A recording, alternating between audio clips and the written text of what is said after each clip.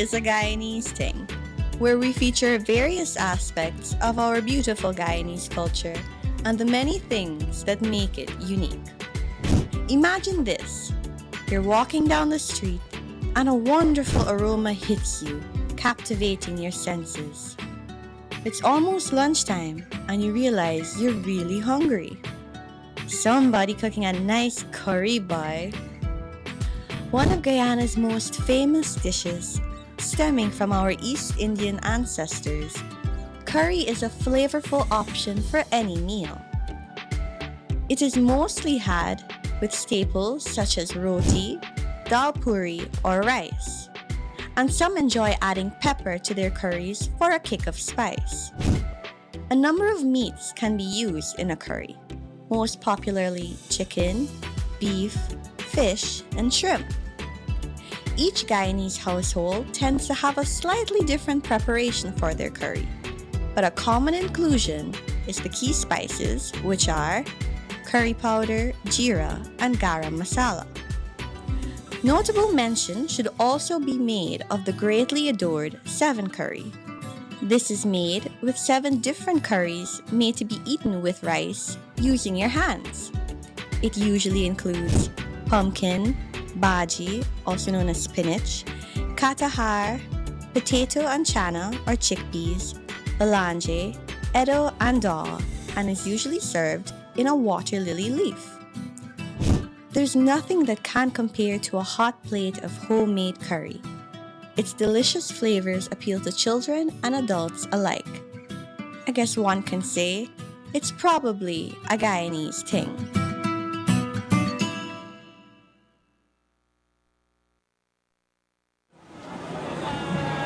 This is Guyana. This is beautiful Guyana. Beautiful Guyana. Number one always.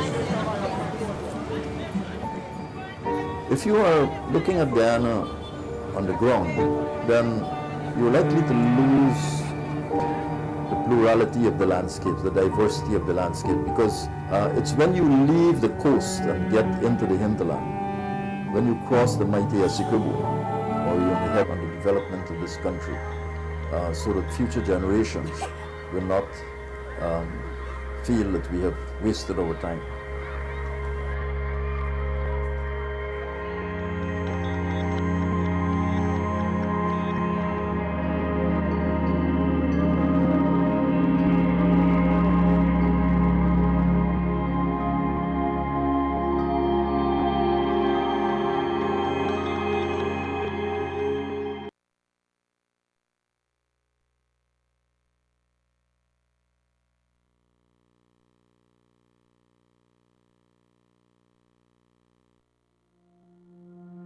In 1833, the British government, influenced by humanitarian, economic, political, and other considerations, decided to make slavery illegal throughout the British Empire with effect from 1st August 1834. But there was a catch. The now free captives were not permitted to leave the plantations. Captives would be required to serve an additional 6 years before they were completely freed. This period was called apprenticeship. Apprenticeship was created to mainly serve the white planters who, after slavery ended, were paid a total of £20 million for losing their property. Apprenticeship gave the planters breathing space to find other labor sources and was designed to prepare the apprentices and the colony for full freedom. This was the time Damon was living in. In Essequibo, the former enslaved Africans, now called apprentices, protested the new scheme. Work stopped occasionally during the week from Sunday, August 3rd. On Sunday, Charles Bean, the owner of Plantation Richmond, joined with other planters to kill 65 pigs belonging to the apprentices. This act was just one of many by the planters that attempted to keep the captive workforce dependent on them. On Saturday, August 9, 1834, the labor situation took a dramatic turn, with apprentices gathering in the Trinity churchyard at La Belle Alliance. The apprentices could not imagine that they had been freed, but were still required to work the plantation for wages they could not question. The planters called for troops. who surrounded the churchyard. Damon, who was an apprentice at Richmond, along with other apprentices, raised a white flag with a black cross through it as a symbol of their freedom and independence. More and more apprentices from the plantations between Richmond and Devonshire Castle gathered in the churchyard stopping work, convinced that Bean and other plantation owners were trying to steal their freedom. They demanded to see the governor and refused to return to work. Governor Carmichael Smith arrived on Monday, 11th August, and the crowd quickly and peacefully obeyed his orders to end the seizure of the churchyard. The flag was pulled down. The governor addressed the workers the next day at Plantation Richmond. He explained the apprenticeship period, arrested the leaders of the demonstration, and ordered the rest back to work. Damon, by this time, was being referred to as the captain, and hence leader of the unrest. He and others were taken to Georgetown, tried, and found guilty of rebellion. None of these men had threatened the planters or their property and had not attacked anyone. 4 of them were sentenced to terms of imprisonment and severe floggings, while 2 were sentenced to transportation. Damon was sentenced to death. At noon on Monday, October 13, 1834, Damon was hung on a scaffold specially erected in front of the freshly opened public buildings, now the Parliament Building. Damon's peaceful resistance has left a lasting impression on the people of Essequibo. This is reflected in the fact that Damon has not one, but 2 structures honoring his stand for freedom in Pomeroon, Supernam, Region 2. The first is Damon's Cross. Damon's Cross is located in the La Belle Alliance Cemetery. The white cross marks the old Trinity churchyard where Damon and the other apprentices assembled. The second structure, honoring Damon's place as a freedom fighter, is the 1834 monument, commonly known as the Statue of Damon or Damon's Monument, located in Anna Regina. The Statue of Damon was designed by Mr. Ivor Thom, who also designed the 1822 monument in Georgetown. The 9-foot-tall bronze memorial depicts Damon in a giant chair, weighs 3 tons, and rests on a concrete plinth. After the monument was completed, it was displayed in front of the Parliament buildings. On July 31, 1988, to commemorate the 150th anniversary of the abolition of slavery, the statue was unveiled in its permanent home, now called Damon Square or Damon's Park. The plaque embedded in the concrete plinth describes the events of the 1834 revolt. Hugh Tommy Payne, in his book 10 Days in August 1834, described Damon's stand as the continuation of the Guyanese fight against colonialism, which began with our indigenous peoples and continued with our ancestors as they made Guyana their home, a fight that continues to present day. May we always honor Damon, who sacrificed his life for freedom and said in his own words, "I forgive everybody, and I hope I put my trust in Jesus."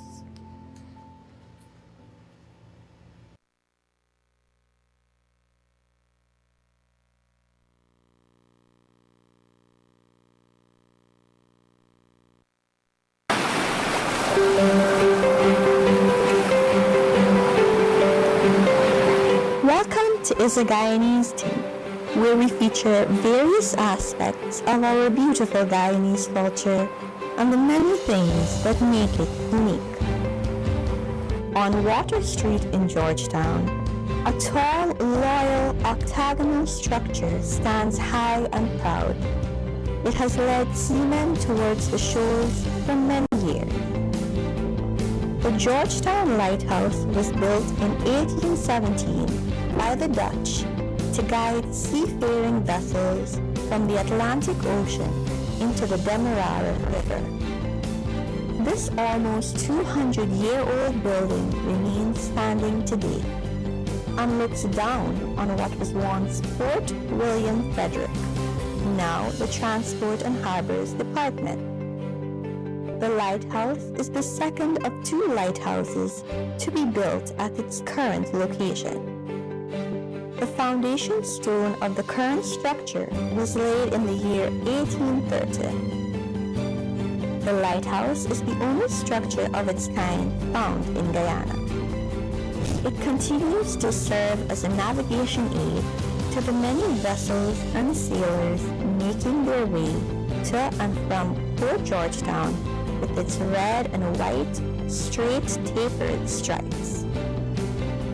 Stay tuned for more interesting details on historical structures right here on Is a Guyanese Thing.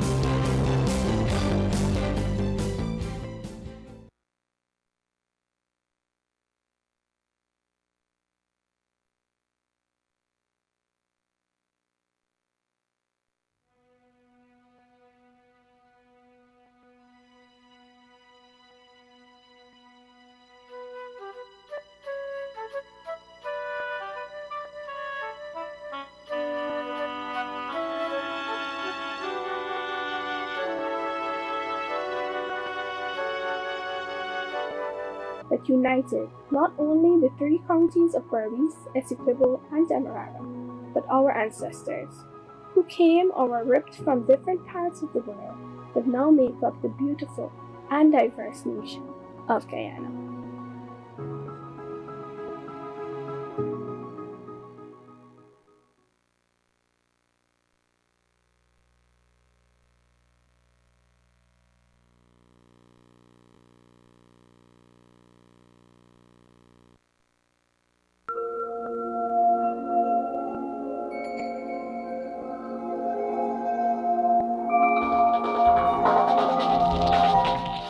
Every time you turn on the lights, switch on the stereo, turn on the stove, TV or air conditioner, drive, shower, talk, walk or run, you are using energy. The food we eat contains energy, and our bodies use that energy to work, play, and think. Energy is all around us. What then is energy? Energy causes things to happen around us. Energy is defined as ability to do work. Energy can be found in many forms, such as chemical energy, electrical energy, heat, that's thermal energy, light, radiant energy, mechanical energy, solar energy, wind energy, or hydropower energy from water. We get our energy from the food we eat. This energy powers our body functions and allows us to stay alive and perform the tasks that we have to. We measure the amount of energy in units of joules, denoted by a capital J. The electricity we receive in our homes is another form of energy. We measure electricity in kilowatt hours, a unit or measure that we see in our electricity bills. What then is this kilowatt hour that we've been hearing about?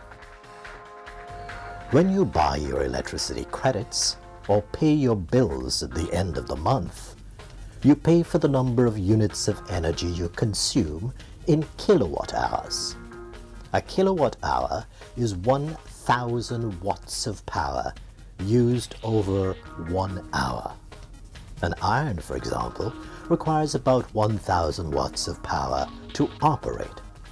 So if you have your iron on for 1 hour, it will use about 1,000 watts of electrical energy, which is equivalent to 1 kilowatt hour. If we consider all the things we use electricity and other forms of energy for, lighting, ironing, heating, cooling, entertainment, education, cooking, driving, agriculture, manufacturing, industry, we realize that energy is very important to our development, and as a result, the world has become very dependent on energy, especially energy from fossil fuels.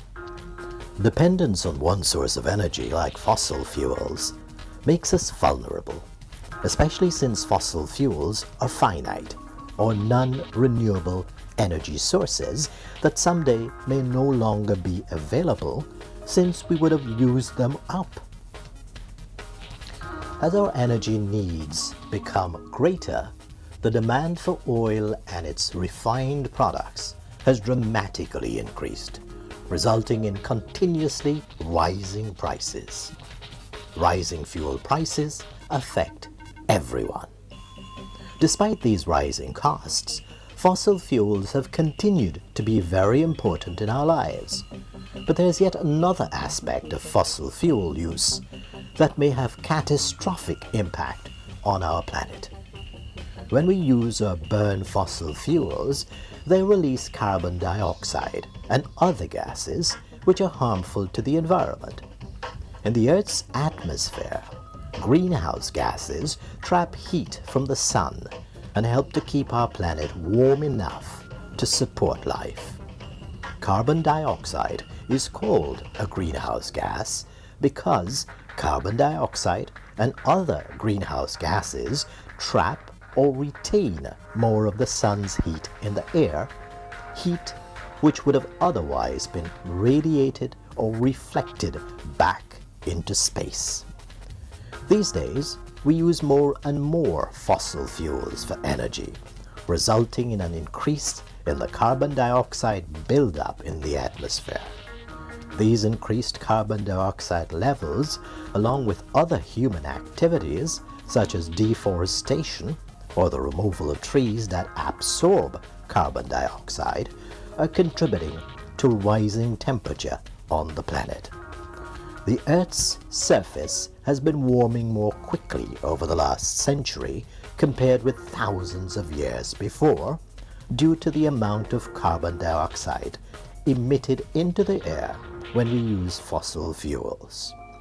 If we do not stop this warming trend, then globally we face sea level rise of 3 to 6 feet higher than at present. This will increase flooding, droughts, loss of crops, famine, and disease worldwide. Its effects could be devastating on our way of life and our livelihood itself. Through the Low Carbon Development Strategy, the government of Guyana will protect and maintain our forests to contribute to the reduction of global carbon emissions and attract financial resources for our country to grow and develop. Long-term, reliable energy that is affordable and good for the environment is integral to the development of a low-carbon economy in which citizens make efforts to minimize the use of fossil fuels and reduce their carbon dioxide emissions.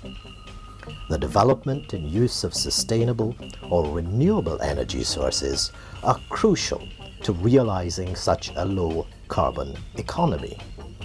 Technologies that promote sustainable energy use renewable energy sources such as hydroelectricity, solar energy, wind energy, wave power, geothermal energy, and improve energy efficiency. Energy efficiency and renewable energy are two main elements of sustainable energy. Renewable energy technologies are essential contributors to sustainable energy as they provide us with additional energy sources that are renewable and do not entail a net addition to carbon dioxide in the atmosphere. To sum it all up, a sustainable energy future will require changes in the source of our energy and the way it is used. We will have to reduce the amount of energy we use to produce various goods and services. Development of Guyana's hydropower resources will present a new model for the country's energy sustainability.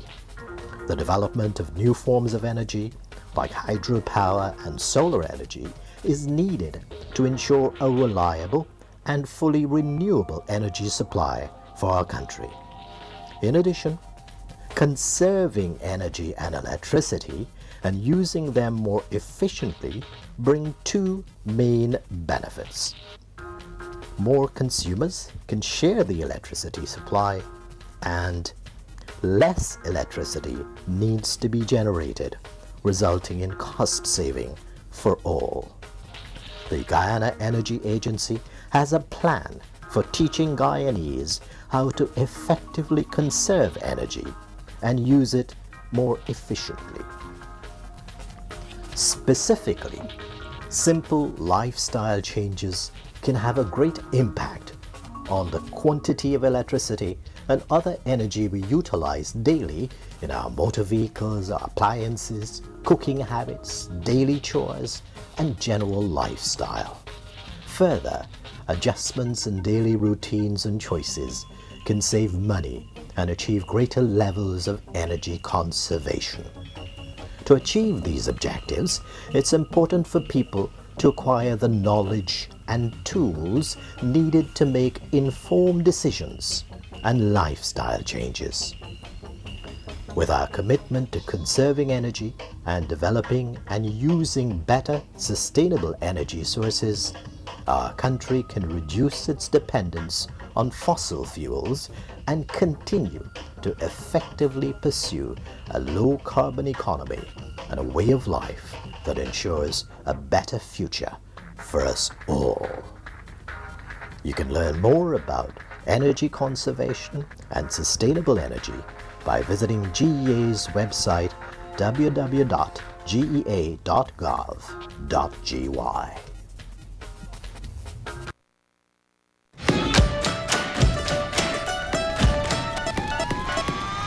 Oh, jeez, it's what happening over there? Hey Johnson, you gotta use more water on the roof, man. What happened to you? You seeing the flames there, boy? Yo, is how this fire start, buddy? Usual story, man. The one over there gone trying for thief current by running wire to the post. Now watch, he house burning down. Lord, what we gonna do? What we gonna live? I'm tired telling you about this thief and electricity. Now look who we there.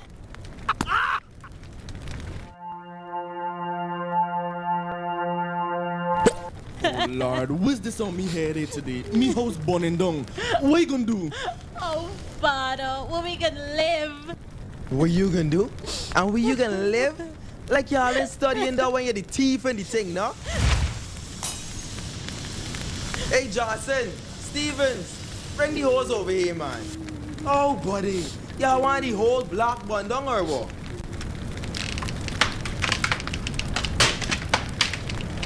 People, stealing electricity is dangerous to life and property, and it is also against the law.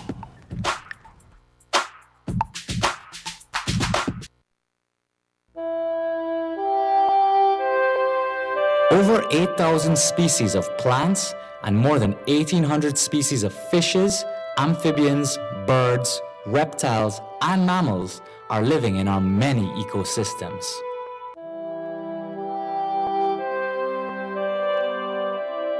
Yes, this is our Guyana, rich in beauty and rich in biodiversity. The forest is one of the main spaces where plants and animals live. Guyana has a total size of 215,000 square kilometers, and more than 80% of this land area is covered by natural forests. Did you know that Guyana is part of the Guyana Shield? One of the best ways you can help protect these special forests is by sharing the information you have learned. Tell it to your friends, family members, and residents in your community. One of the best ways you can help protect these special forests is by sharing the information you've learned. Tell it to your friends, family members, and residents in your community.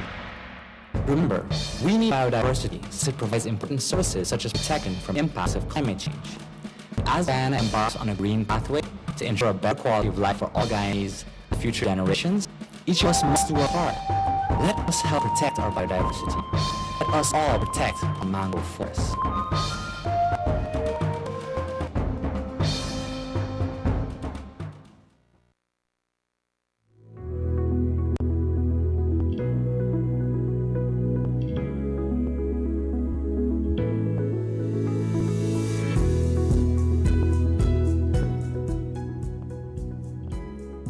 wondered what's at the center of the Earth? Now, contrary to Jules Verne's journey to the center of the Earth, filled with extinct and mythical creatures, our world is quite different. If we were to indeed travel to the center of the Earth, we'd end up finding the core.